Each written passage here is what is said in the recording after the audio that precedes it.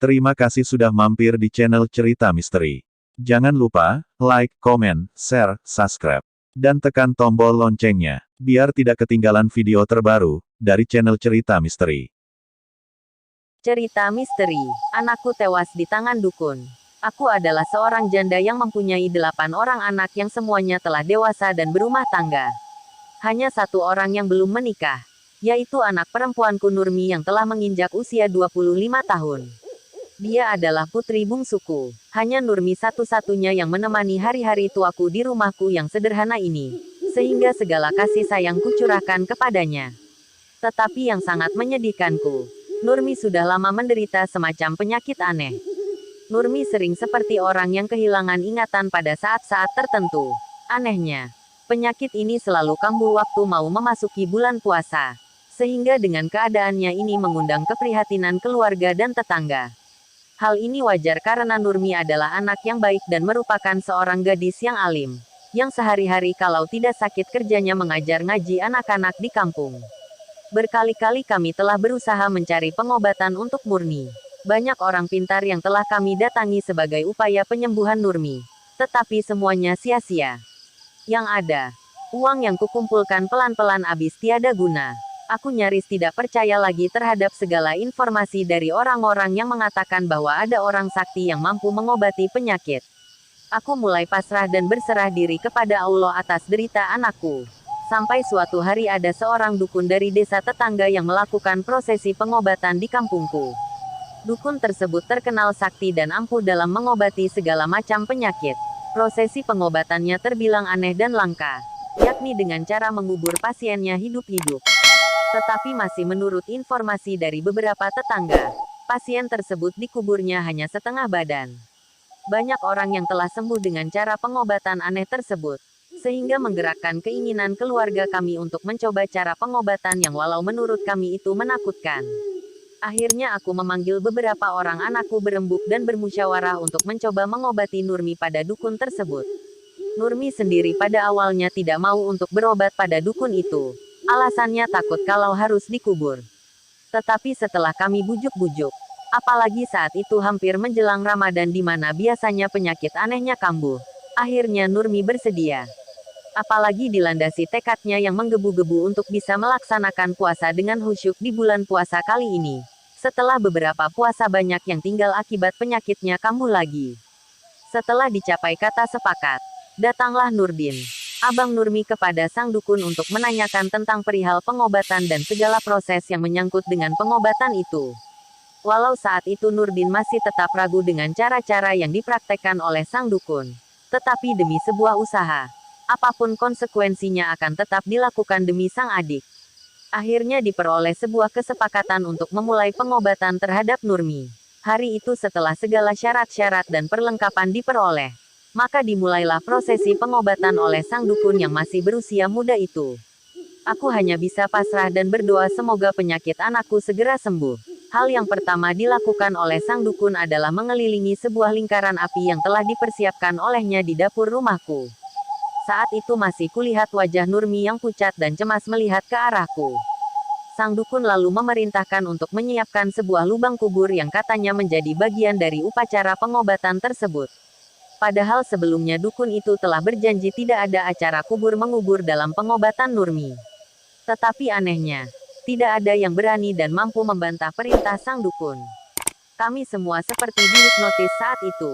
Setelah lubang penguburan siap di dalam kamar Nurmi sendiri, sang dukun lalu membawa Nurmi masuk ke dalam kamar.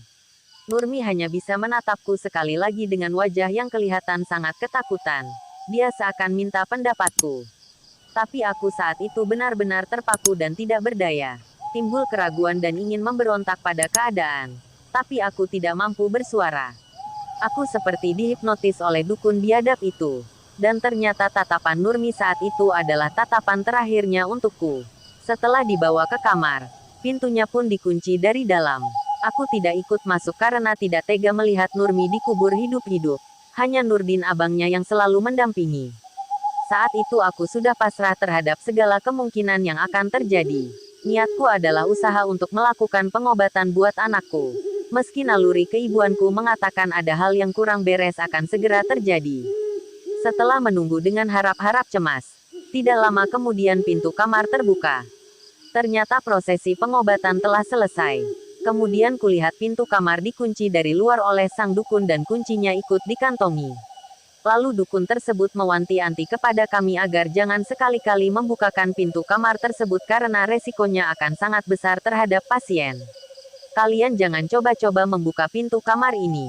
Karena kalau kalian berani membukanya, maka pasien akan berubah jadi kucing hitam. Demikian ujar sang dukun dengan penuh keyakinan. Kemudian dukun muda itu melanjutkan. Nanti dalam 1 atau 2 hari lagi aku akan balik lagi ke rumah ini untuk mengontrol pasien. Demikian pesannya sebelum beranjak pergi dari rumahku. Meski dengan perasaan cemas dan khawatir, kami hanya bisa pasrah dan mematuhi segala perintah dukun tersebut. Semua ini kami lakukan demi kesempurnaan pengobatan Nurmi. Karena semua sayang sama dia. Setelah kami semua menunggu dengan penuh rasa cemas, ternyata dukun itu baru muncul pada hari ketiga. Kemunculannya pun dengan sangat mengejutkan dan tiba-tiba, sambil berkata, "Kenapa kalian bengong? Itu si Nurmi sudah mati. Cepat angkat dia dari kubur," ujar dukun tersebut dengan suara keras. Mendengar kata-kata dukun itu maka paniklah kami semua. Aku nyaris pingsan karena dilanda kesedihan. Maka buru-burulah pintu kamar dibuka. Saat pintu dibuka, ada bau menyengat yang menyeruak keluar dari sebilah bambu yang ditancap di atas kubur sebagai sarana pernapasan. Dengan terburu-buru dan dibantu oleh sang dukun biadab itu, kubur yang dilapisi dengan beberapa potong papan itu dibuka. Setelah berhasil dibongkar, terlihatlah sosok mayat Nurmi yang sudah membusuk dan menyebarkan aroma tidak sedap di dalam lubang kubur yang dibuat sang dukun. Melihat fenomena itu aku menangis histeris, sehingga beberapa orang tetangga mencoba menenangkanku. Akhirnya mayat Nurmi berhasil dikeluarkan dari lubang kubur yang dibuat sang dukun. Saat itu anggota keluarga dan tetangga mulai panik dan emosi terhadap dukun itu. Melihat gelagat yang tidak menguntungkan itu, sang dukun mengambil langkah 1000, takut dikeroyok massa. Tinggallah kami meratapi nasib Nurmi yang telah membujur kaku membusuk menjadi mayat. Agar tidak larut dalam kesedihan, mayat Nurmi pun segera difardu kifayahkan karena tidak mungkin ditahan-tahan lagi mengingat kondisinya yang sudah membusuk. Beberapa hari kemudian aku mendengar kabar bahwa sang dukun telah ditangkap oleh pihak KPA Komite Peralihan Aceh kemudian diserahkan kepada pihak kepolisian untuk menjalani proses hukum selanjutnya.